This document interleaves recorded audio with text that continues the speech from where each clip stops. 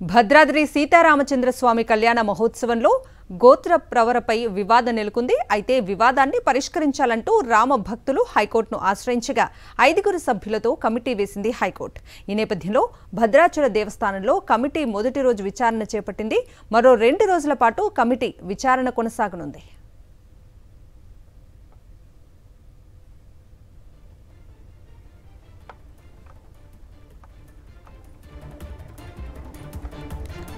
భద్రాద్రి సీతారామచంద్ర స్వామి కళ్యాణ మహోత్సవంలో గోత్ర ప్రవరపై వివాదం నెలకొంది.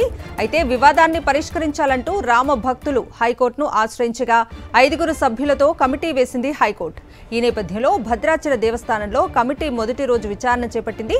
మరో 2 రోజుల పాటు కమిటీ విచారణ కొనసాగనుంది.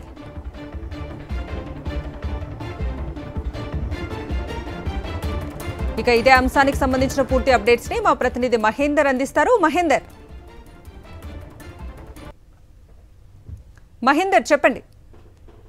అయితే భద్రాచలం సీతారామచంద్ర స్వామి వారి కళ్యాణ మహోత్సవం సంబంధించి గోత్ర ప్రవర వివాదం అనేది గత కొంతకాలంగా సంచలనంగా మారుతున్న విషయం తెలిసిందే. ఈ వివాదం సంబంధించి కూడా పరిష్కరించాలంటూ కూడా కొందరు రామ భక్తులు కూడా హైకోర్టును ఆశ్రయించారు. దీంతో హైకోర్టు సంబంధించి కూడా ఈ వివాదం పరిష్కారం సంబంధించి కూడా 5 సభ్యులతో కూడా ఒక కమిటీ సంబంధించి వేశారు. ఈ కమిటీ కూడా ఇవాళ నుంచి దేవస్థానంలో విచారణ సంబంధించి ప్రారంభించారు. మొదటి రోజు విచారణ కొద్దిసేపటి క్రితం పూర్తయింది. మొత్తం 5 సభ్యులతో కమిటీ కూడా మొత్తం ఆలయంకు వెళ్లి కూడా పూర్తి వివరాలు కూడా సేకరించే ప్రయత్నం సంబంధించి చేశారు. మరో 2 రోజుల పాటు సంబంధించి కూడా ఈ విచారణ సంబంధించి జరగనుంది. అయితే ఈ పూర్తిగా ప్రతిరోజు విచారణ పూర్తయిన తర్వాత సాయంత్రం ఈ కమిటీ సభ్యులు కూడా ఒక మీడియా సమావేశం ఏర్పాటు చేసి కూడా దీనికి సంబంధించి వివరాలు వెల్లడించే అవకాశం ఉన్నట్లు కూడా మనకు సమాచారం ఉంది. పూర్తిగా 3 రోజులు విచారణ పూర్తయిన తర్వాత దీనికి సంబంధించి ఒక క్లారిటీ ఇచ్చే అవకాశం ఉంది. ఈ క్లారిటీ తర్వాతనే దీనికి సంబంధించి ఒక నిర్ణయం వచ్చే అవకాశాలు కనిపిస్తున్నాయి. ఈ నిర్ణయం సంబంధించి ఏ విధంగా ఉంటుందన్నది కూడా ఒక సర్వత్రా